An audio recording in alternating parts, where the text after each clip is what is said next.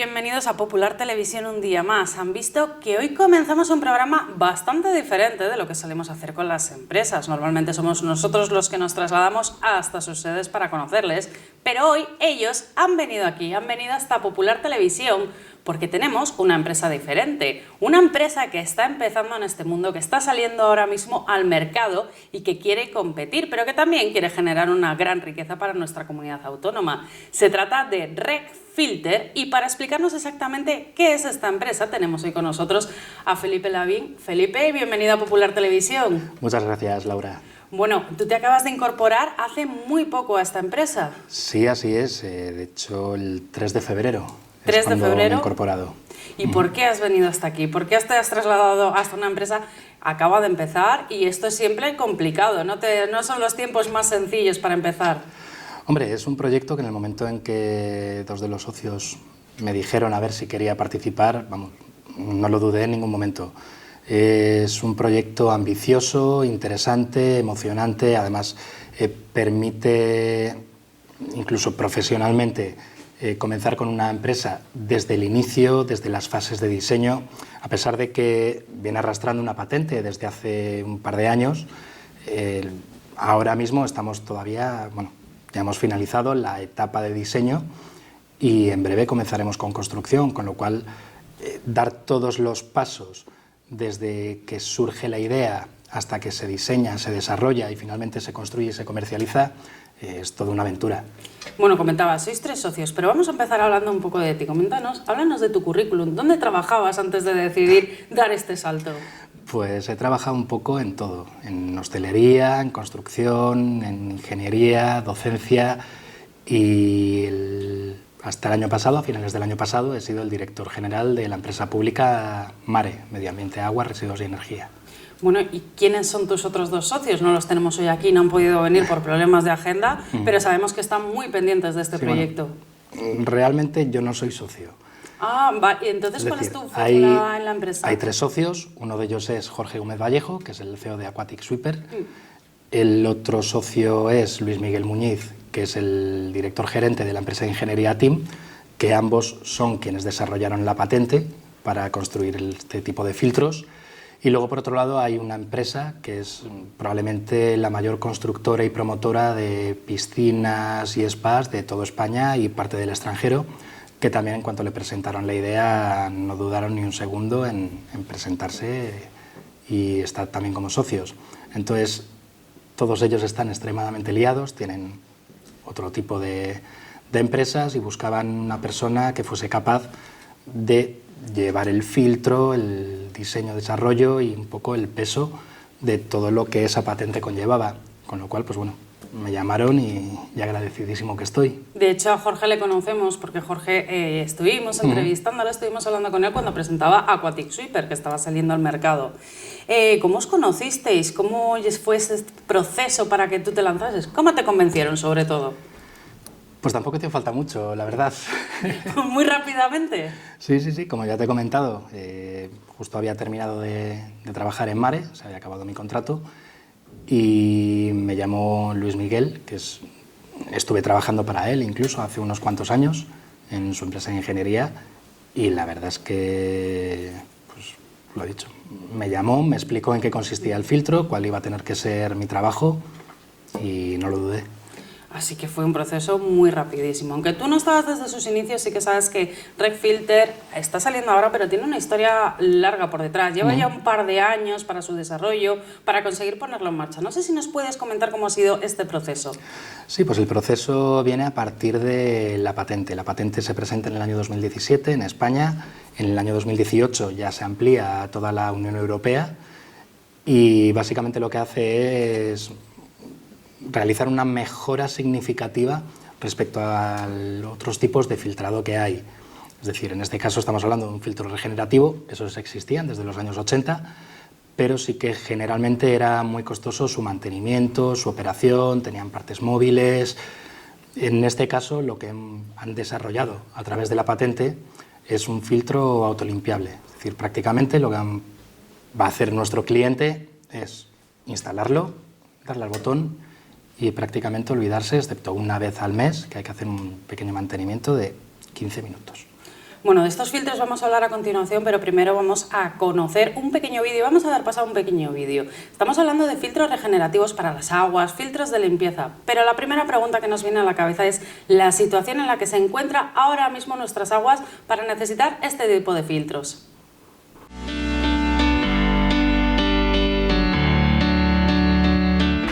Water is the lifeblood of Mother Earth. Whether it's frozen in the form of rain or clouds, in rivers, lakes, and oceans, water is around us and sustains us all.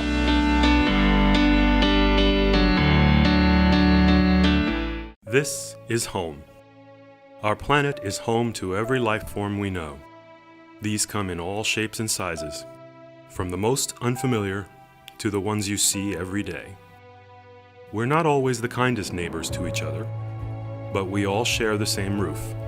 We depend on one another for the air we breathe and the shelter we need. We need one another for food and sustenance.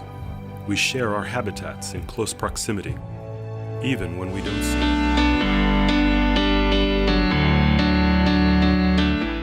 I am particularly happy that this year, for the very first time, we are also using this conference to talk about the blue economy. My core message is that if we want a strong blue economy, we will need strong blue. Encouraging projects in both the green and blue economies is not so much a simple question of more money. It is rather a question of lifting barriers to new projects and making investments less risky and/or more bankable for the private sector. And we at the World Bank are fully committed to being a partner on this journey. By 2020, we will have reduced the intensity of our GHG emissions by 35% in relation to a 2005 baseline. Together with commitments from our investors, such as the European Investment Bank, AXA Asset Managers, Inter-American Development Bank, and USAID, the Athelia Sustainable Ocean Fund will finance scalable, impact-aligned businesses that build resilience in coastal ecosystems. I'm pleased to announce that Conservation International is developing a multi-million-dollar Blue Accelerator Fund.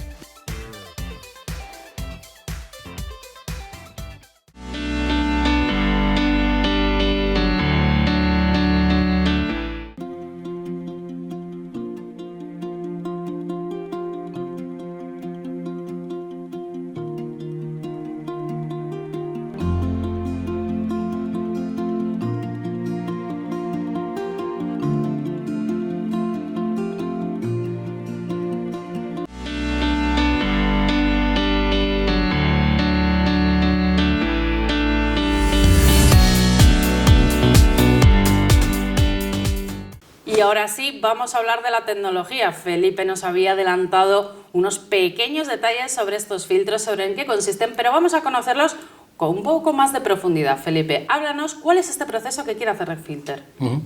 Sí, los filtros regenerativos, para poder hablar de ello, lo primero que tendríamos que indicar es cuál es el material filtrante. Es decir, lo más habitual en los filtros de piscinas suelen ser los filtros de arena. Básicamente lo que hace es que el agua, una corriente de agua, se inyecta a presión, pasa a través de la arena y toda la porquería, los coloides que se llaman, quedarían adheridos a esa arena. Entonces el resto de agua que pasa se supone ya está filtrada. En nuestro caso no utilizamos arena porque generalmente la arena de primeras es muy voluminosa, ocupa muchísimo espacio, hay un gasto enorme de agua a la hora de realizar las limpiezas. Entonces los filtros regenerativos básicamente lo que utilizan es otro tipo de material que se llama perlita.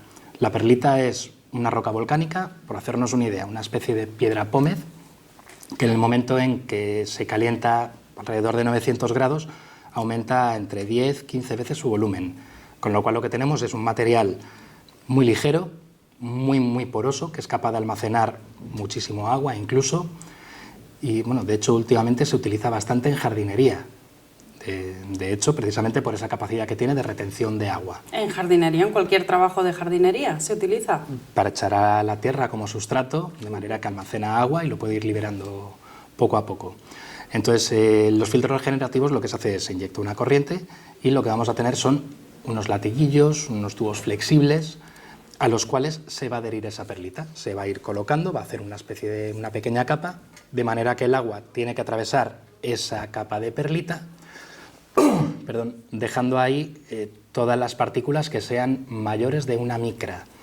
Para hacernos una idea, un cabello humano tiene aproximadamente 80 micras de grosor, con lo cual estamos hablando de retener partículas 80 veces más finas que lo que puede ser un pelo. Con lo cual, el agua que sale a través de esos latiguillos, una vez que ha atravesado la capa de perlita, estamos hablando que es un agua que prácticamente no tiene ningún tipo de impureza, es decir, no hay ninguna partícula que esté suelta. En el momento en que esa perlita se satura, se colmata, pues habría que hacer un ciclo de regeneración, etcétera. Y periódicamente, que dependerá de la cantidad de suciedad que pueda llegar a tener el agua, habría que hacer un vaciado y volver a poner otra vez perlita nueva. Puede ser un mes, pueden ser 3 semanas, puede ser mes y medio, dependerá de, lo dicho, cuántos coloides, cuánta porquería al final haya sí, depende del agua que le llegue. En ese agua, lógicamente. Pero vamos, estamos hablando que es un material muy barato también, con lo cual económicamente no va a suponer ningún tipo de problema. Se ahorra muchísimo agua, porque por ejemplo el lavado de los filtros de arena sí que requiere cientos de litros para poder realizar esos lavados. En nuestro caso estamos hablando de lo que pueda ocupar el tanque, el depósito, poco más. Esta es la principal ventaja que ofrecéis, porque sí que habláis de que gracias a RecFilter, gracias al sistema que habéis diseñado, los ahorros pueden ser muy importantes. Estábamos hablando de cifras en torno al 90% de ahorro en lo que se utiliza. Sí, sobre todo en ahorro de agua. Es decir, el ahorro de agua es, vamos, realmente no hay color comparado con otro tipo de filtros. Pero también es cierto que ofrecemos un ahorro energético. Tenemos tanto las bombas como el resto de dispositivos eléctricos están muy medidas para poder ofrecer con el mayor rendimiento los caudales necesarios. Nos estabas comentando que todo este proceso se ha llevado a diseñarle 2 años aproximadamente desde que la habéis patentado. ¿Cuáles han sido los principales obstáculos que os habéis encontrado en el camino para diseñarlo? Porque la teoría parece muy sencillo, pero entiendo que la práctica no lo es tanto. Sí, así es. La verdad es que tanto Jorge como Luismi llevan bastante tiempo realizando pruebas de distintos materiales, de distintos elementos, distintas tipologías, tanto en los aceros como en las fibras, como en perlitas, y eso pues lógicamente conlleva una serie de gastos y sobre todo mucho tiempo, porque son unos filtros que tienen que durar muchos años. Con lo cual hay que hacer unas pruebas que sean garantistas. Ahora mismo estamos ya pues bueno, con ese primer diseño que esperamos poder tener ya un filtro comercializable como tal en muy poco tiempo, al cual pues, también le haremos unas cuantas perrerías, lógicamente, pero vamos, lleva bastante tiempo. Sobre todo el mayor problema que en diseño inicialmente quizás ha sido incluso en la propia formación de la empresa, la burocracia, que al final, pues bueno, todos sabemos lo que es y lleva bastante tiempo. Bueno, comentabas, lleva 2 años patentado. ¿Por qué es tan importante patentarlo tan pronto? Pues porque la idea es muy buena y nunca sabemos si alguien va a tener la misma idea. Es decir, tanto Jorge como Luismi han trabajado mucho en este sector. Conocen perfectamente el funcionamiento de grandes piscinas, lagunas artificiales, parques acuáticos, con lo cual eran conscientes de cuáles eran las necesidades que había que hacer. Y también eran conscientes de cuáles eran las principales dificultades a las que se enfrentaban con los filtros que había en ese momento. Con lo cual, en el momento en que se plantean que bueno, pues esto podría funcionar, lo podríamos hacer más fácil, lo podríamos hacer mejor, podríamos hacer un sistema más eficiente, más rápido, más económico, en el momento en que se tiene la idea hay que patentarla. Porque bueno, lo mismo que lo están pensando ellos, seguramente haya alguien más que lo esté pensando. Esté trabajando en ello, ¿no? Al final se trata de ser el primero. Bueno, el mundo de las patentes es un gran desconocido, también seguramente sea un gran desconocido para aquellos que nos están viendo en sus casas. Así que ya hemos querido acercarnos un poco para conocer más lo que son las patentes y cómo es este proceso de patentado. Ahora, eso sí, fuera del ámbito cinematográfico, porque también hay mucha historia y mucha fábula sobre ello.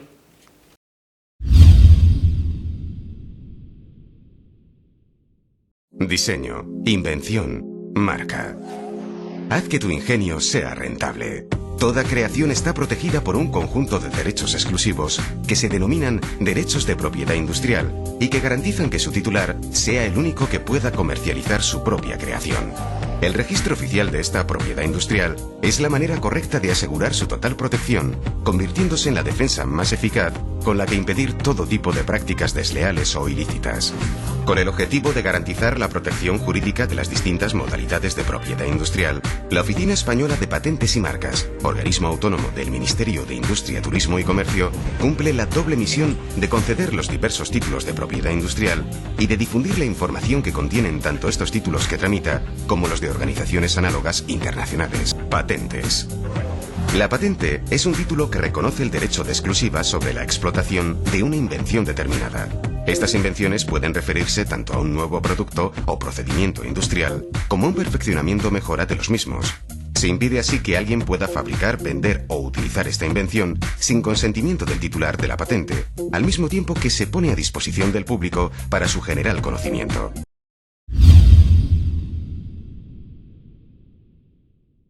La OEPM facilita además la protección de las invenciones españolas en el extranjero, al estar reconocida como una de las 12 oficinas de patentes que en el mundo pueden operar como administraciones internacionales del Sistema Mundial de Patentes. Innovation, the uniquely human force that drives mankind's progress. Without innovation, your phone wouldn't be smart, there'd be no GPS, no music on the go, and no HD video, stories without special effects, no colour, no sound. And unable to look inside the human body, doctors would be in the dark. The intellectual property system exists to encourage the innovators and creators who make the world a better place. Continuamos ahora hablando de la producción de RecFilter. El diseño está finalizado, en esa fase final, y van a empezar a producir en muy breve. Felipe, coméntanos, ¿vais a empezar a producir? ¿Ya tenéis una fábrica o una primera sede? ¿Dónde la tenéis instalada? Sí, pues ya tenemos una nave en San Felices de Buelna, en el polígono industrial de La Güera. Es una nave de 275 metros, tiene también un patio, un pequeño aparcamiento. Es una nave diáfana que además ya hemos ultimado toda la parte de conexión eléctrica, la oficina, vestuarios. Entonces esperamos en muy poco tiempo ya poder empezar con la producción. ¿Os falta la maquinaria? Nos falta la maquinaria, aunque de momento sí que es cierto que maquinaria realmente vamos a necesitar poca. Es decir, necesitaremos herramienta manual, no puede ser de otra manera, pero también algo de herramienta neumática, traspaleta, un pequeño montacargas, sobre todo mucho espacio de almacenamiento, porque al final estamos hablando de unos equipos que son relativamente voluminosos. Es decir, estamos hablando de unos filtros de 2 metros de altura por entre 40 y 160 centímetros.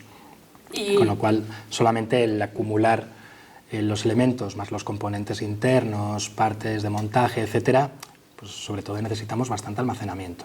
¿Y tenéis alguna previsión de cuántos trabajadores vais a necesitar para esta primera producción?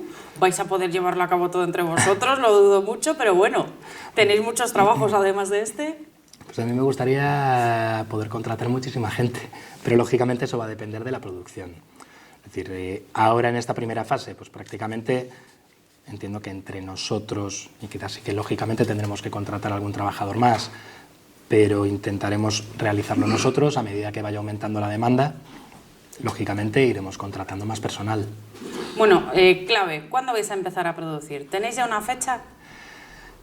Pues realmente tenemos que empezar a producir el mes que viene, sí o sí. Entonces estamos ya, lo tenemos encima. Sí, hemos firmado nuestro primer contrato en el sudeste asiático para proveerle, no es el filtro completo, pero sí gran parte de él, con lo cual tenemos que empezar la producción. Bueno, ya hemos hecho el encargo de determinados materiales y ahora lo que nos queda es empezar a fabricar en cuanto nos llegue.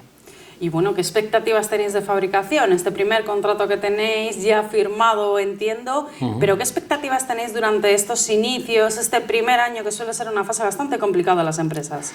Este año calculo que hagamos un par de filtros completos, más que nada porque ya hay bastantes personas, bastantes empresas que nos han preguntado y calculo que un par de filtros sí que podamos hacer este año. Para el año que viene espero que hagamos unos cuantos más, aparte de todos los pedidos que podamos tener. Vale, entiendo que la producción, obviamente, queréis producir todo lo que sea posible y queréis vender todo lo que sea posible, pero ¿cuál sería una perspectiva realista? ¿Cuál sería una fabricación realista en número de piezas al año? Pues todo va a depender, porque tenemos 6 tamaños diferentes, es decir, lo que es los caudales a tratar van desde una cuantía relativamente baja hasta otra que es 20 veces mayor, con lo cual dependerá del tamaño y el volumen del filtro. Pero vamos, aproximadamente 8 o 9 filtros anuales sería una cantidad razonable. Si son más, bienvenidos. Evidentemente, cuantos más se venda, mucho mejor. Bueno, en todas las empresas que hemos conocido, una parte importante de la innovación que están introduciendo ahora en sus procesos de fabricación es la tecnología 4.0. O sea, es ese tipo de tecnología que les ayuda, les automatiza, les advierte dónde están los fallos, cómo pueden solucionarlos. ¿Vosotros habéis tenido en cuenta esta tecnología a la hora de poder montar esta fábrica? Sí, por supuesto. Es decir, realmente, como ya te he dicho, lo que es la parte de montaje es una parte relativamente manual, pero luego lo que es el propio filtro como tal va a estar completamente automatizado. Lógicamente también se podrá pilotar en modo manual por si se quieren hacer determinadas pruebas, pero va a estar totalmente automatizado y además va a permitir interconexión a través de tablet, de smartphone, poder trabajar desde fuera de la oficina, incluso si es necesario. Avisará de errores, avisará de fallos, o sea, alarmas. O sea, al final cualquier tipo de máquina que se quiera comercializar ahora, sobre todo teniendo en cuenta que es un producto nuevo, desde el principio hemos entendido que tiene que ser algo ya totalmente acorde a los tiempos en los que vivimos, con lo cual no podemos tener una persona permanentemente yendo hasta el filtro a mirar. Bueno, eso por suerte o por desgracia se ha acabado, con lo cual lo que tenemos es que adaptarnos a los tiempos y es una parte fundamental dentro del diseño del filtro, toda esa adaptación a las nuevas tecnologías. Bueno, les he explicado muy brevemente qué es la tecnología 4.0, pero tiene una gran importancia para las empresas. Han visto numerosos ejemplos en este mismo programa en Buscando la Excelencia, pero queremos conocerlo un poco más en profundidad, así que vamos a ver este vídeo acerca de la tecnología 4.0. La industria del futuro está al alcance de cualquier empresa, ya sea grande o pequeña. Independientemente de su tamaño, es requisito indispensable que estas empresas experimenten un proceso de transformación digital. El proceso de transformación digital otorgará a la empresa la suficiente madurez digital que le ayude a posicionarse tecnológicamente de cara a su entorno y aumentar de forma exponencial su competitividad. Aunque existen numerosas empresas industriales que ya han incorporado tecnologías digitales, muchas son aún reticentes al cambio. Se están quedando atrás. Ignorar la necesidad de iniciar el proceso de transformación digital resta competitividad y puede resultar fatal. No obstante, este proceso de transformación digital debe realizarse de forma adecuada, ya que dar pasos a ciegas nos puede llevar a perder tiempo y dinero. Antes de iniciar el proceso, la empresa debe preguntarse: ¿se están aprovechando todas las opciones que ofrecen las TIC? ¿Se están cubriendo con ellas todos los procesos esenciales? ¿Existen áreas en las que puedan producirse mejoras? Estas cuestiones nos permiten analizar cómo de preparados estamos para alcanzar la madurez digital, si el objetivo es cercano o lejano y cuáles son los pasos que debemos dar. El proceso de transformación digital ha de ser distinto en función del nivel de integración de las TIC que la empresa tenga de partida. Contar con una hoja de ruta que permita planificar el proceso en el orden correcto es esencial. Hoja de ruta para la transformación de la industria. La adopción del paradigma Industria 4.0 no debe tomarse a la ligera. Para aprovechar todo su potencial es preciso planificar la secuencia a seguir, identificar los recursos tecnológicos apropiados e implicar a todo el personal de la empresa. Una adecuada planificación requiere de un diagnóstico previo del grado de madurez tecnológica que posee la empresa. Para ello, es necesario analizar aspectos relacionados con las infraestructuras tecnológicas y sistemas de información disponibles para la gestión de los procesos de negocio, los modelos de relación con el cliente, la competencia y el resto de la cadena de valor, la protección de los activos tecnológicos y la gestión de la seguridad de la información. ¿Qué tipo de sistemas de comunicación utilizamos? ¿Contamos con servicios cloud computing? ¿Utilizamos todo el potencial que ofrece la sensórica y el etiquetado inteligente? ¿Cómo de avanzados son los sistemas de automatización y robótica? ¿Sería conveniente incorporar dispositivos vestibles o rugerizados en la planta de producción? ¿Los sistemas de realidad aumentada o virtual y sistemas de fabricación aditiva pueden aportar valor añadido a mis procesos? Estas son algunas de las reflexiones relacionadas con las infraestructuras que nos debemos hacer. Los procesos de gestión también deben ser analizados, en especial aquellos ligados a procesos productivos.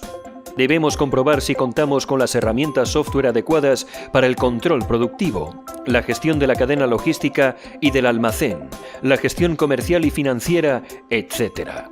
Asimismo, debemos analizar en qué medida se integran dichas herramientas. Los procesos de vigilancia tecnológica y competitiva también adquieren relevancia, en especial en lo referido al análisis de tendencias de consumo y a las tecnologías emergentes. ¿Cómo la empresa está siendo permeable a su entorno? ¿Cómo utiliza la información que circula en las redes e Internet para direccionar su estrategia de mercado e iniciar procesos de innovación interna con el objetivo de tomar una ventaja competitiva?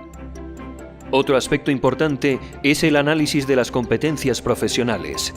¿Está nuestro personal preparado para aprovechar las nuevas herramientas tecnológicas? Disponer de un capital humano capacitado para desenvolverse en este entorno es fundamental para que la nueva revolución se sostenga. Las tecnologías que vertebran la industria 4.0 son de desarrollo muy reciente, por lo que no es sencillo encontrar personal cualificado con experiencia en su manejo. Capacitar a las personas que protagonizarán este cambio es vital para que tenga éxito. Continuamos ahora hablando de la comercialización dentro de RecFilter. Este parece un producto que no está pensado para particulares, sino para grandes clientes. Felipe, me gustaría saber tu opinión. ¿Esto es así? Cuando tenéis este producto en la mente, ¿estáis pensando en grandes empresas, grandes compañías que puedan adquirirle? Hombre, no es estrictamente necesario el hecho de que sean grandes empresas. Por ejemplo, sí que entendemos, o hemos entendido desde el principio, que para un cliente particular que tenga una pequeña piscinita en la esquina del jardín, lógicamente esto es totalmente innecesario, de primeras, porque es algo privado, es suyo, con lo cual hay algunos filtros que son mucho más rápidos, mucho más económicos. También es cierto que tienen una peor calidad de filtración, pero bueno, se entiende que el uso que se va a dar es muy escaso. En cambio, nuestro filtro está especialmente diseñado, principalmente pensado para aguas que sí que van a tener una carga de baño importante, véase piscinas municipales, piscinas olímpicas, spas en los hoteles, parques acuáticos, incluso, bueno, podríamos hablar de piscifactorías o de otro tipo de elementos donde tengamos agua que se quiera de alguna manera filtrar. Claro, ¿esto qué implica al final? Pues que si un hotel tiene una pequeña piscina, no nos va a hacer caso. Si estamos hablando de un complejo relativamente grande, pues ahí ya sí que podríamos llegar a entrar, incluso podemos ser competitivos. Una de las principales ventajas que ofrece el filtro, como ya te he comentado, gracias a esta patente, sobre todo ahorro de espacio. Por ejemplo, en el caso de una piscina olímpica suelen tener en torno a 3.000 metros cúbicos aproximadamente. Lo razonable sería filtrar toda esa cantidad de agua cada 4 horas. Es decir, tenemos que hacer 750 metros cúbicos por hora. 750.000 litros tendrían que pasar por un sistema de filtrado. Con nuestros filtros, con 7 filtros, se podría realizar. Unos filtros de algo más de 1,5 metros de diámetro. Con filtros de arena sería más de 40. Claro, esa diferencia de espacio que tenemos al final lo que va a implicar es que al ahorrar tantísimo espacio, el propio hotel lo que puede plantear es, pues voy a hacer aquí una pequeña sauna o un vestuario o un cuarto técnico mucho más amplio. Es decir, eso también ofrece una serie de ventajas. Por otro lado también, este tipo de filtración, por los caudales que se están metiendo y la cantidad de superficie filtrante que tiene, al tener muchos latiguillos con esa capa de perlita, lo que vamos a conseguir es que la velocidad sea lenta, o lo que se considera como muy lenta, que normalmente genera una muy buena capacidad de filtración. a diferencia de otro tipo de filtros que directamente pues, el agua pasa muy rápido, y, bueno, pues, filtran, pero no tan bien. Bueno, nos has comentado que ya tenéis un contrato en Corea del Sur. Cuéntanos un poco más de detalles. Vais a hacer varias piezas de filtros, pero ¿cómo habéis conseguido este contrato? Lo hemos conseguido a través de una empresa con la que hemos estado trabajando también mientras realizábamos pruebas. Vieron el potencial que tenía el filtro y decidieron que era apto para poder llevarlo a una de las instalaciones que van a realizar. Entonces estuvimos en contacto con la empresa que va a hacer esa instalación y bueno, pues hemos llegado a entendimiento y ya tenemos el primer contrato firmado. ¿Y tenéis alguna negociación más en marcha? Eso de momento me lo voy a reservar. Eso quiere decir probablemente que sí, pero estáis todavía trabajando en ello, ¿verdad? No se puede contar. Bueno, coméntanos, ¿cómo de difícil es para una empresa como la vuestra darse a conocer? Una empresa diferente, una empresa con una idea bastante innovadora. No sé si es sencillo o es complicado salir al mercado y decir, oye, esto es lo que tenemos, os puede traer ventajas. Inicialmente es bastante complicado. Por suerte, nosotros, como ya te he dicho, 2 de los socios han trabajado muchísimo en este mundillo, con lo cual conocen y saben dónde hay que llamar, quiénes son las principales empresas que podrían demandar este tipo de filtros. Y luego el tercer socio, que es la empresa que comenté al inicio, precisamente trabaja en ello. Es decir, sabe perfectamente dónde podría utilizar este tipo de filtros, dónde no, con lo cual tenemos la suerte de que ya vamos enfocados o encaminados conociendo a los principales actores del mercado. Si esto no fuese así, si hubiese sido simplemente una idea sin tener ningún tipo de conocimiento del mercado o de este mundo, entiendo que sería bastante complicado. Habría que hacer una campaña de marketing ultrapotente y aún así es un sector como muy particular, es un sector relativamente cerrado. Es un poco lo que hablábamos antes, un usuario particular no va a comprar un filtro regenerativo para su piscina. Esto ya tiene que ser arquitectos, promotores, ahí es donde habría que enfocarse. ¿Existe mucha competencia? Hay otras empresas que fabrican filtros regenerativos, claramente. Ya te digo que la tecnología viene de principios de los años 80, pero bueno, creo que aunque suene un poco arrogante, no tenemos competencia. El resto de empresas tienen unos sistemas que requieren de bastante mantenimiento, tienen piezas móviles, que al final, pues lógicamente las piezas móviles también hay que repararlas, hay que engrasarlas. En nuestro caso no tenemos nada de eso. Es decir, esta patente precisamente lo que ha intentado es evitar todos esos mantenimientos excesivos o esas partes que son más susceptibles de producir errores en los procesos. Con lo cual entendemos que ahora mismo, a fecha de hoy, no tendríamos una competencia directa.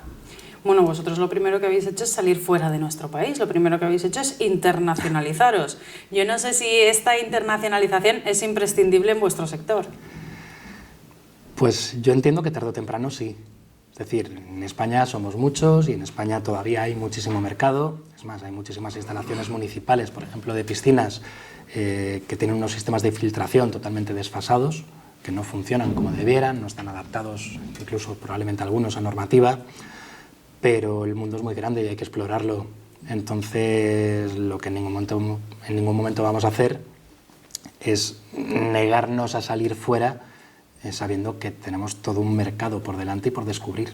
¿En vuestro caso ha sido más la oportunidad lo que se ha llevado a salir fuera? ¿Esta posibilidad que teníais de firmar este primer contrato? Sí, la verdad es que sí. Es decir, ya llevamos tiempo con el filtro, llevamos mucho tiempo con las pruebas.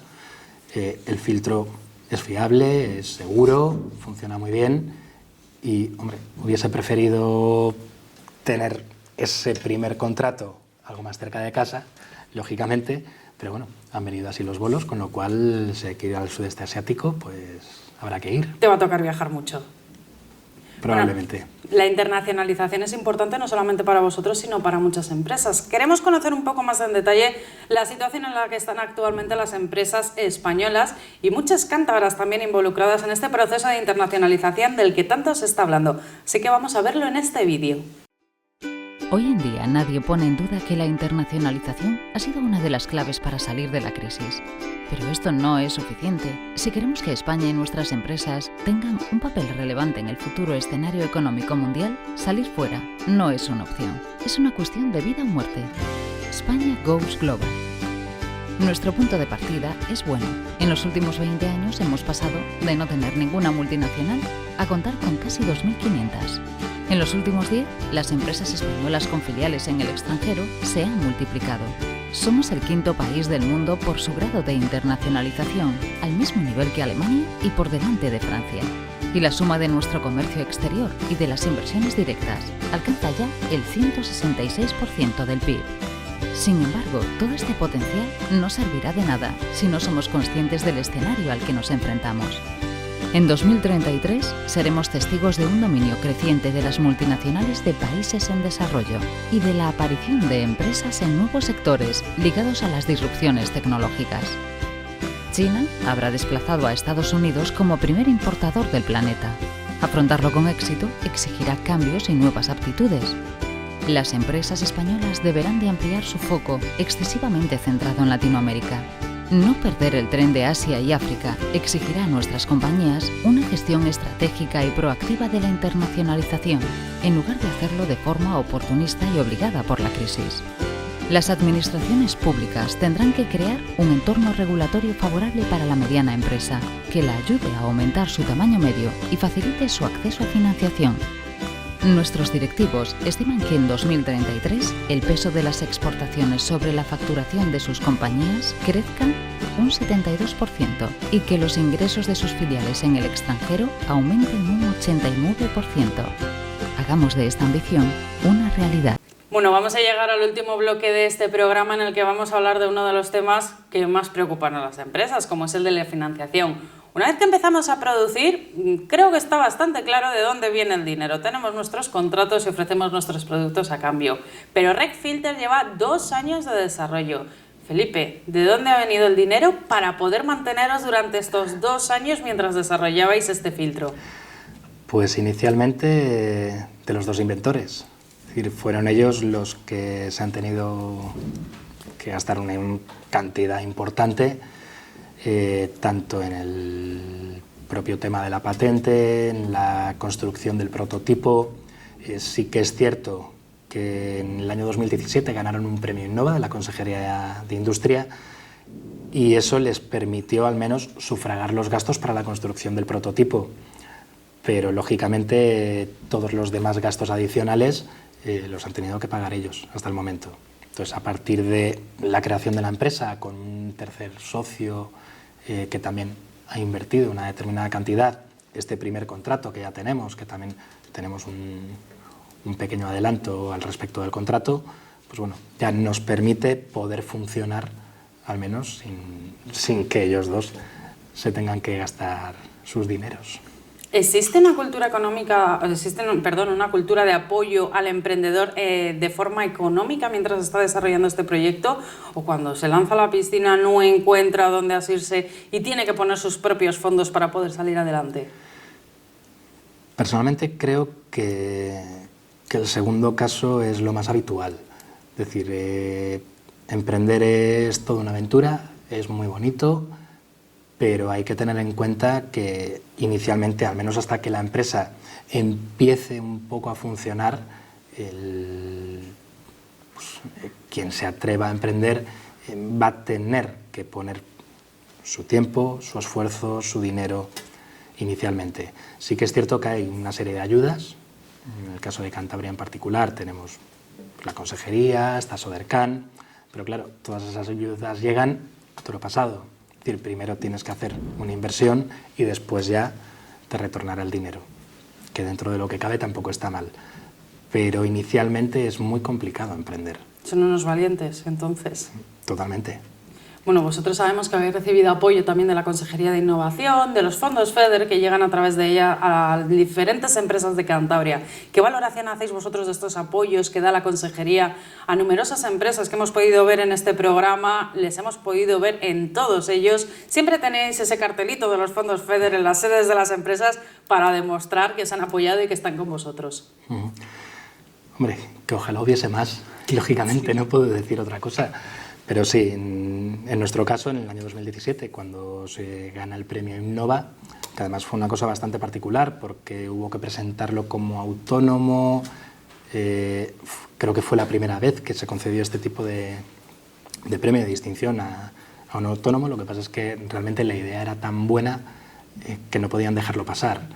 Con lo cual, pues bien, como ya he dicho, eso permitió poder sufragar la construcción del prototipo.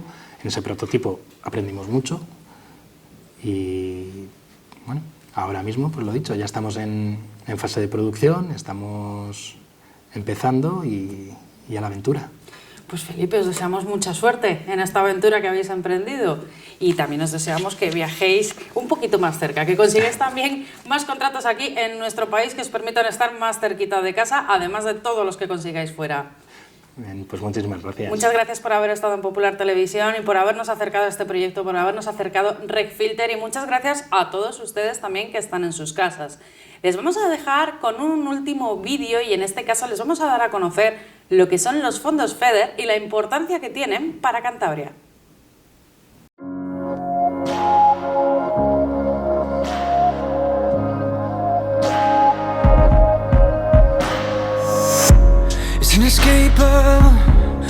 El Fondo Europeo de Desarrollo Regional, conocido por sus siglas FEDER, tiene como objetivo fortalecer la cohesión de las regiones en Europa.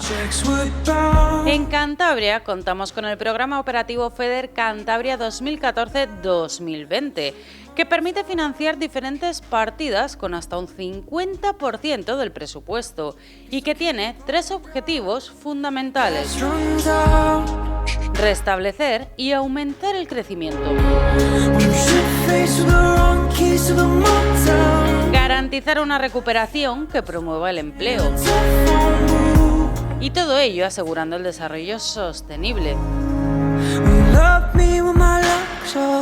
Desde Europa, los fondos FEDER se centran en áreas prioritarias, lo que se conoce como concentración temática. Entre ellas está la innovación e investigación,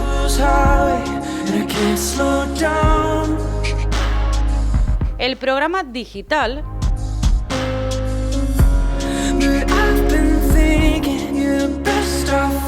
el apoyo a la PYME, la pequeña y mediana empresa, la economía de bajas emisiones de carbono.